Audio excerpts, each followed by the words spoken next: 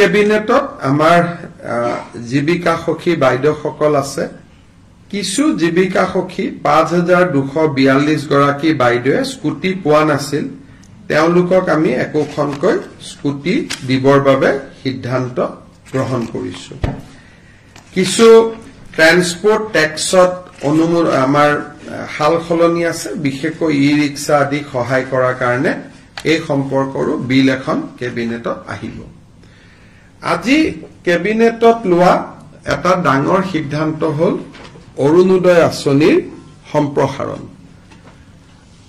আজি ডেটত 27 লাখ ব্যক্তিয়ে অৰুণোদয় আঁচনিৰ সুবিধা লাভ কৰি আহিছে এতিয়া আমি প্ৰতি সমষ্টিতে আৰু 10,000 কৈ অৰুণোদয় আঁচনিৰ আমি হিতাধিকাৰী দিব খুজিছো যি ধৰণে আমি লোকসভা নিৰ্বাচনত আপোনালোকে জানে যে আমি সমীক্ষা পত্ৰ বিতৰণ কৰিছিলো সমীক্ষা পত্ৰবিলাক উভতি আহিলে তাতে আমি দেখা পালো যে 10-12 লাখ মানুহৰ হাতত অৰুণোদয় নাই সেই কাৰণে আমি অৰুণোদয় আঁচনিখনত নতুনকৈ 12,60,000 নতুন হিতাধিকাৰীক আমি অন্তৰ্ভুক্ত কৰিবলৈ সিদ্ধান্ত লৈছো ই অৰুণোদয় 3 নামেৰে জনাজাত হ'ব অৰুণোদয় 2ৰ বেনিফিচিয়াৰী সকলেও 3ৰ বাবে নতুনকৈ আবেদন কৰিব লাগিব আৰু 3ত নতুনকৈ আবেদনকাৰী অন্তৰ্ভুক্ত হ'ব এই অৰুণোদয় 3ৰ প্ৰক্ৰিয়াটো 15 সেপ্টেম্বৰৰ পৰা আৰম্ভ হ'ব আৰু আমি 1 ফেব্ৰুৱাৰী নতুন হিতাধিকাৰী সকলক আমি অৰুণোদয় আঁচনি দিয়া আৰম্ভ কৰিম তেতিয়ালৈকে পুৰণা অৰুণোদয় হিতাধিকাৰী সকলে নিৰন্তৰভাৱে অৰুণোদয় পাই থাকিব কিন্তু যেতিয়া 1 ফেব্ৰুৱাৰীত আমি নতুন অৰুণোদয় দিব যাম পুৰণা বেনিফিচিয়াৰী দুই এজন হয়তো তেওঁলোকৰ কোনোবা ঘৰত চাকৰি পালে কোনোবা ঘৰত গাড়ী কিনিলে বিভিন্ন কাৰণত তেওঁলোকে নাপাব কিন্তু এইবাৰ অৰুণোদয় এটা আমাৰ কন্ডিশন হল যে ৰেশন কাৰ্ড থাকা মানুহে অৰুণোদয় পাব ৰেশন কাৰ্ড নাথাকিলে অৰুণোদয় নাপায় ৰেশন কাৰ্ড থাকিলে অৰুণোদয়টো কিয় পাব ৰেশন কাৰ্ডবোৰ আধাৰ লিংক গতিকে অটোমেটিক অৰুণোদয়টো তেতিয়া আধাৰ লিংক হৈ যাব নহলে মই যোৱাবাৰ আপোনালোকক কৈছো যে বহুত সময়ত কিছু অৰুণোদয় বেনিফিচিয়াৰী কিছুমান মানুহৰ নাম সোমাইছে যাক বিচাৰি পাব দিগদাৰি হয় পিছত কেবিনেটত বহুত দিনৰ পৰা আপোনালোকে জানে মই আচৰিত হৈ আছিলো মাজে মাজে চিন্তিত হৈ আছিলো আমাৰ লুৰিণজ্যোতি গগৈ আৰু জগদীশ ভূঞাই মাজে মাজে পেপাৰ আৰু টিভিত কৈ থাকে যে আমি শংকৰদেৱ বঁটাটো দিয়া নাই আপোনালোকে শুনি থাকে তেতিয়া আমি সুধিছিলো যে কিয় শংকৰদেৱ বঁটা দিয়া নাই দিয়াটোতো আমাৰ কোনো আপত্তি নাই তেতিয়া আমি গম পালো যে 2008 চনত কংগ্ৰেছ চৰকাৰে এটা সিদ্ধান্ত ললে যে শংকৰদেৱ বঁটা বছৰে বছৰে দিয়া নহব 3 বছৰতহে এবাৰ দিয়া হ'ব ইমান দিন আমি এনে গালি খাই আছিলো অথচ তেওঁলোকৰে কংগ্ৰেছ সহযোগী জগদীশ ভূঞা আৰু লুৰিণজ্যোতি গগৈ আমাক গালি পাই থাকে যে 3 বছৰ শংকৰদেৱ বঁটা দিয়া নাই 3 বছৰ শংকৰদেৱ বঁটা দিয়া নাই আসলতে 2008 চনত কংগ্ৰেছ দলে এটা সিদ্ধান্ত ললে যে আমি 3 বছৰৰ মুৰে মুৰেহে শংকৰদেৱ বঁটা আমি দিব পাৰিম সেইকাৰণে 2011ত কনকসেন ডেকাক দিছিলে 2008ত শৰ্মিলা টেগুৰক দিছিলে 9-10 দিয়া নাছিলে আকৌ 2014ত ML ভাৰাদে পাণ্ডেক দিলে 12-13 দিয়া নাছিলে সৰ্বানন্দ সোণোৱালৰ চৰকাৰেও তেনেকে 17 আৰু 20ত দিলে বশিষ্ঠদেৱ শৰ্মা আৰু ভৱপ্ৰসাদ চলিহা এতিয়া 3 বছৰ হৈ গল 2023 গতিকে 2023 চনৰ শংকৰদেৱ বঁটাৰ বাবে আমি বিশিষ্ট নৃত্যবিদ সোণাল মানসিংক আজি এক্সপাৰ্ট কমিটিৰ অপিনিয়ন মতে আমি নিৰ্বাচিত কৰিছো গতিকে ইমান দিন আমি এনে গালি খাই আছিলো আজিহে এইটো 86ত আৰম্ভ কৰোঁতে এজিপিৰ দিনত এইটো বছৰে বছৰে আছিলে, বাৰ্ষিক বঁটা আছিলে। 1986ত আৰম্ভ কৰিছিলে। প্ৰথম বঁটা কীৰ্তিনাথ হাজৰিকাই পাইছিলে, 87ত ভূপেন হাজৰিকাই পাইছিলে, 88ত সত্যজিৎ ৰয়ে পাইছিলে, এনেকে 89ত মহেশ্বৰ নয়গে পাইছিলে। কিন্তু 2008ত কংগ্ৰেছ চৰকাৰে যি কাৰণে নহওক কিয় সোণাল মানসিং জানে, তেওঁ পদ্মশ্ৰী হয়, ৰাজ্যসভাৰ সোণাল মানসিং, পদ্ম বিভূষণ হয় তেখেত সোণাল মানসিং। সো 3 বছৰত দিয়াৰ চিষ্টেমটো 2008ত কংগ্ৰেছ চৰকাৰৰ দিনত আৰম্ভ হৈছিলে। গতিকে আমাক মিছামিছি ইমান দিন আমি গালি খাই থাকিলো, আজি কেবিনেটত কথাটো ওলালে। গতিকে একেবাৰে সময়ত আপোনালোকে ক'ব পাৰে যে 23ৰটো 4 মাহ দেৰি হৈছে বুলি, 24ত কিন্তু একজেক্টলি 3 বছৰৰ মূৰে মূৰে দিয়া হয়।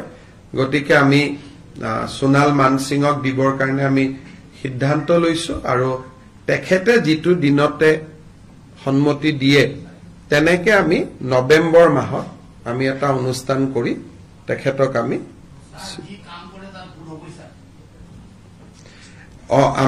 শংকৰদেৱ বঁটা দিবৰ কাৰণে সিদ্ধান্ত লৈছো। আৰু মই যিসকলে শংকৰদেৱ বঁটাটো আমি দিয়া নাই বুলি আমাক সমালোচনা কৰি আছিলে, তেখেতসকলৰ ওচৰত মই কৈছো যে 3 বছৰে বঁটা দিয়াৰ সিদ্ধান্তটো 2008ত কংগ্ৰেছ চৰকাৰে কৰি থৈ গৈছিলে, আৰু তেনেকে এতিয়া প্ৰতি 3 বছৰৰ মূৰে মূৰে দিয়া হয়, আৰু কোনো 3 বছৰতে এতিয়ালৈকে এইটো মিছ হোৱা নাই। মই চেক কৰিলো ৰেকৰ্ড, 8তো দিছিলে, 11তো দিছিলে, 14তো দিছিলে, 17তো দিছিলে, 20তো দিছিলে, অৰ্থাৎ কোভিডৰ সময়তো এইটো বন্ধ হোৱা নাছিলে। শেষত এটা সৰু কথা যে আমাৰ মাধৱদেৱৰ তিথিৰ বন্ধটো 23 তাৰিখে আছিলে, কিন্তু আমাক সকলোৱে জনাইছে যে এবাৰ 23 তাৰিখে সন্ধিয়াৰ পৰাহে তিথি লাগিব, একচুৱেল সকলোৱে উদযাপন কৰিব 24 ছেপ্টেম্বৰত। সেইকাৰণে মাধৱদেৱৰ তিথিৰ চৰকাৰী বন্ধটো আমি 23 ছেপ্টেম্বৰৰ পৰিৱৰ্তে 24 ছেপ্টেম্বৰলৈকে আমি লৈ গৈছো। আৰু কিছু সৰু সৰু সিদ্ধান্ত কেবিনেটত আছে, এইটো টুইট বা ছচিয়েল মিডিয়া যোগে আপোনালোকে জানিব পাৰিব।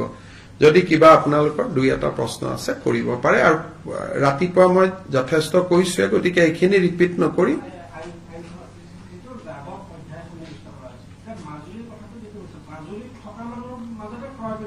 মাজুলীত থকা মানুহৰ মাজত ক্ৰয় বিক্ৰয় হ'ব, আৰু আজি থাকিলে নহ'ব, 3টা প্ৰজন্মৰ পৰা থাকিব লাগিব। বৰপেটাৰ ক্ষেত্ৰতো 3টা প্ৰজন্ম, কিন্তু বৰপেটাত ৰেডিয়াছটো হ'ল 5 কিলোমিটাৰ, বৰপেটা সত্ৰৰ পৰা 5 কিলোমিটাৰ। কিন্তু মাজুলীত যিহেতু বহুত সত্ৰ সিঁচৰিত হৈ আছে, সেইকাৰণে আমি গোটেই মাজুলীখনক প্ৰটেক্টেড এৰিয়া কৰিছো।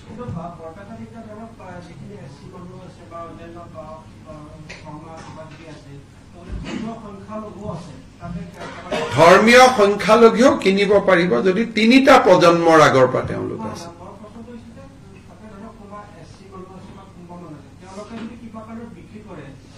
তেওঁলোকৰ মানুহে কিনিব লাগিব, বিক্ৰী কৰিব নোৱাৰিব। এতিয়া 3টা প্ৰজন্ম থকা মানুহকহে বিক্ৰী কৰিব লাগিব,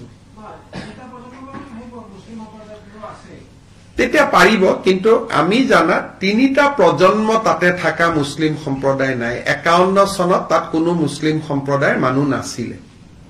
আমি হিচাপ কৰি লৈছো, 3টা প্ৰজন্ম মানে 1951 হ'ব, আৰু বিপ্লৱ শৰ্মা কমিটিৰো ৰিপৰ্ট 1951।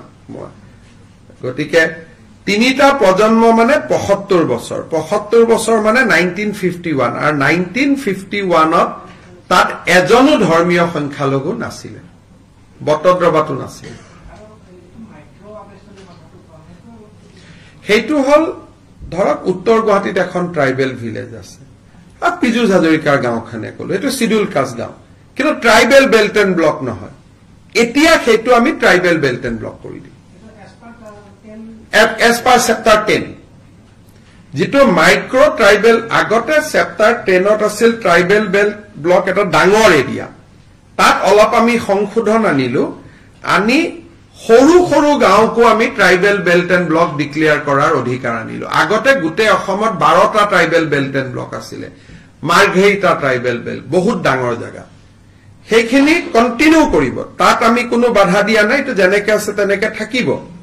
কিন্তু উত্তৰ গুৱাহাটীত ৰধলা বুলি এখন বড়ো সমাজৰ গাঁও আছে, এতিয়া তাত ইণ্ডাষ্ট্ৰিয়েলাইজেশ্যন হৈছে, ট্ৰাইবেল বেল্ট এণ্ড ব্লক নহয়, গতিকে বড়ো মানুহখিনিৰ মাটিটো লাহে লাহে যাব আৰম্ভ হৈছে। গতিকে সেই গাঁওখন এতিয়া ট্ৰাইবেল বেল্ট এণ্ড ব্লক হ'ব, সেইটো থাকিবই। সেইটো এটা বেলেগ কলে উচ্ছেদলৈকে যোৱাটো এটা বেলেগ বস্তু, সেইটো এতিয়া মই কি কৰিব পাৰো কওক, হাজাৰ হাজাৰ মানুহ আছে, সেইটো এটা হাজাৰ হাজাৰ মানুহক উচ্ছেদ কৰাটো এটা আজিৰ দিনত এইটো সম্ভৱ নহয়। আমি সেইটো বিতৰ্কত আজি কিয় যাওঁ? আমি আজি সেইটো কৰাৰ, আপুনি যে মোক প্ৰশ্নটো সুধি আছে, আপোনাকে বেয়া পাব, আমাৰ গোটেই অসমীয়া মানুহবিলাকে আছে ট্ৰাইবেল বেল্ট এণ্ড ব্লকত, ওদালগুৰিত এইবিলাক সমস্যাটো আমাৰো আছেতো, ট্ৰাইবেল বেল্ট এণ্ড ব্লকক ইউজিদা নহয়, আমাৰ শৰ্মা কলিতা মানুহে আছে। এই প্ৰশ্নটো যদি মই আলোচনাও কৰো BTCৰ ইলেকশ্যনত এটা ইছ্যু হৈ যাব। গতিকে আপুনি নিকাশীত যাওক, নিকাশী এখন ট্ৰাইবেল বেল্ট এণ্ড ব্লক, আৰু নিকাশীত মহেন্দ্ৰ মোহন চৌধুৰীয়ে গোটেই অসমীয়া মানুহবিলাকক তাতে বহাই থৈ আহিছে। গতিকে এইটো প্ৰশ্ন যদি মই এটা আলোচনা কৰো আৰু টিভিত যদি মানুহে শুনে, লগে লগে ৰাতিয়ে তাতে হুলস্থুল আৰম্ভ হৈ যাব। গতিকে অসমখন খুব সেন্সিটিভ জাগা, গতিকে সব বস্তু টিভিতে আলোচনা কৰি দিলে মানুহৰ মাজত প্ৰতিক্ৰিয়া হৈ যায়। সেইকাৰণে আমি মাইক্ৰ' ট্ৰাইবেল বেল্ট ব্লকৰ ওপৰত মোক আজি প্ৰশ্ন সোধক, ট্ৰাইবেল বেল্ট এণ্ড ব্লকৰ ওপৰত প্ৰশ্নটো বেলেগ এদিন সুধিব। Mr. Chief Minister, as you have said, this new bill which will be brought in the assembly as far as Muslim marriage and registration is concerned, what is the name of the bill that has been... The bill is the Assam Compulsory Registration of Muslim Marriage and Divorce Bill 2024.